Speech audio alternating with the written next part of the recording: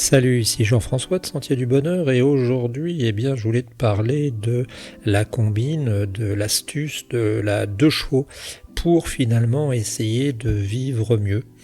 Et en fait, je me suis rendu compte depuis quelque temps que j'essaye de progressivement trouver ce qui pourrait nous permettre d'aller vers le mieux, de se porter mieux, de vivre mieux, d'atteindre, alors on va pas dire le bonheur, mais disons de maximiser le temps qui nous est imparti sur Terre.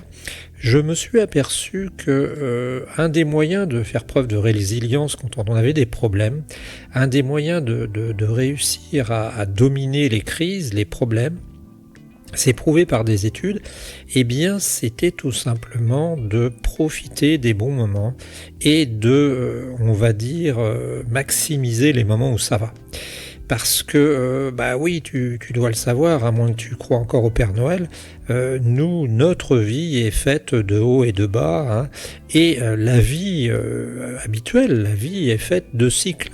On devrait apprendre ça aux enfants en CP, on devrait leur dire dès le début de la scolarité, comme je le disais, ou peut-être même avant, qu'il y a plusieurs lois dans la nature qui sont importantes et qui régissent notre vie.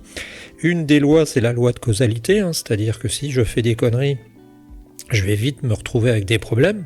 Si je laisse par exemple un beau pot qui vaut une fortune sur une table et que je ne fais pas trop attention ou je le mets sur le bord de cette table, il y a fort à parier qu'il y a un chien, quelqu'un qui va passer, qui va le faire tomber, qui va casser. Et dans ce cas-là, c'est pas la peine de se plaindre. C'est finalement l'application de la loi de causalité, toute cause a ses effets, tout effet ont leur cause, sauf peut-être en physique quantique. Et puis il y a une deuxième loi qui est la loi des cycles. Cette loi des cycles, elle est très importante, on la retrouve dans les cycles de la lune, cycle de jour, cycle de la vie, de la mort, cycle du repos l'hiver pour les plantes. Et c'est vrai qu'avec notre société où on a 20 degrés si on le veut dans la pièce toute l'année, que ce soit en utilisant la clim l'été ou le chauffage l'hiver, on a oublié complètement ce fait qu'on pouvait traverser des périodes difficiles. Il y a encore des jeunes parfois que je rencontre en discussion comme ça, quand je discute avec eux de manière informelle, qui croient que on peut accéder à une sorte de sérénité perpétuelle et qui ferait que tout irait bien tout le temps. Non, même Bill Gates te dit que la vie c'est 95% d'emmerdement ou 90% et c'est 5% de bien. Tu vois, même pour un milliardaire, et je pense qu'il n'a pas complètement tort. Donc dans cette perspective, j'ai repensé au Moyen-Âge. Et je me suis dit que depuis très longtemps, même avant le Moyen-Âge, on organisait des fêtes. Alors ça se passait, les premières fêtes apparemment ont été des fêtes pour plutôt des fêtes à moitié animistes, on croyait en l'âme des choses, etc. Des fêtes pour remercier les moissons qu'on avait pu faire, des fêtes pour remercier la chasse qu'on avait pu faire, on s'adressait à des dieux. Progressivement, on remarquera que le nombre de dieux a diminué pour n'atteindre plus qu'un à la fin, c'était un peu l'amazonisation de la croyance, et puis maintenant on n'a même plus de dieux, tu vois, pratiquement. Et en fait, en voyant le Moyen-Âge, entre autres, je me suis rappelé d'un propos d'une de nos profs qui s'appelait Madame Bayeul, qui remarquait qu'il y avait quand même pas mal de fêtes au Moyen-Âge et que c'était un moyen de vivre moins mal. Et je me suis dit, il faudra que je leur en parle, il faudra que je parle de ça, parce que la fête a son importance. La fête a son importance par sa dimension sociale, par le fait de rassembler des gens, par le fait aussi de communiquer.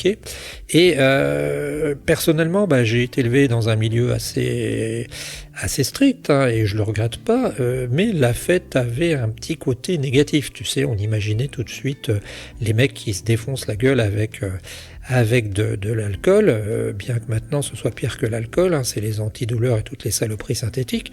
Et en fait, j'avais une sorte de, comment dirait-on, d'a priori négatif par rapport à la fête. Et je viens de me rendre compte que, en fait, c'est le cas de le dire, c'était bête. C'était bête parce que il faut absolument, quand ça va, profiter de ce qui va bien et prendre des forces, un peu, tu sais, comme la vitamine D qu'on prend en été, il faut prendre un peu d'élan. Et ce concept de l'élan, on le retrouvait dans la conduite de la 2 chevaux. Alors si tu vois des 2 chevaux aujourd'hui conduites par des gens, tu pourras pas te rendre compte de ce que je veux dire, parce que souvent tu as 4 quinquagénaires ou quadragénaires ou je sais pas quoi, sexagénaires qui sont dans la voiture, ils pèsent à eux 4 peut-être 300 kilos, et puis la pauvre bagnole elle est complètement crevée. Mais je te parle de l'époque où on utilisait les 2 chevaux régulièrement, on les utilisait 1 ou 2 dans la voiture, et où pour arriver à rouler, quand il y avait des grandes montées et des grandes descentes, on accélérait dans les descentes pour justement prendre les montées où on savait que c'était dur, on risquait de finir en première ou deuxième. Actuellement, on a des voitures puissantes, surpuissantes, surpuissantes, et en fait, dans ma voiture, dans ma berline, on fait plus attention à cette notion de relief.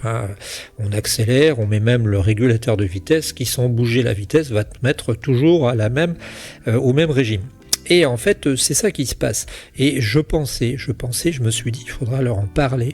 Il faudra leur dire que les bons moments, faut en profiter. Il faut en profiter pour prendre de l'élan, littéralement, pour foncer dans les emmerdements. Parce que, comme le disait Chirac, les emmerdes, ça vole en escadrille. C'est comme les oiseaux, je sais plus très bien. Bah oui, c'est ça. C'est-à-dire que si tu prends pas de l'élan, tu risques d'avoir une sorte d'apathie quand vont arriver les emmerdements.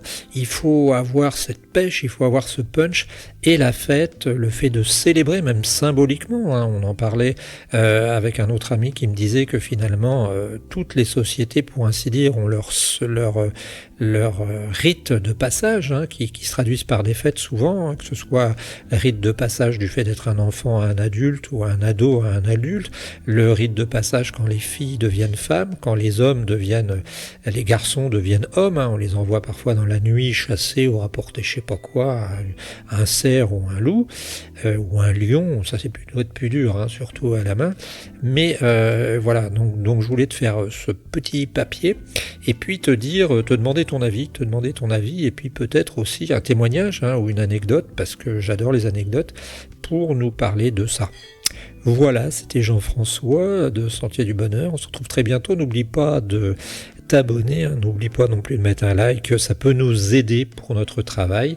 Et puis n'oublie pas non plus de commenter, on est toujours avis d'anecdotes. Et d'ici là, ne lâche rien. Salut!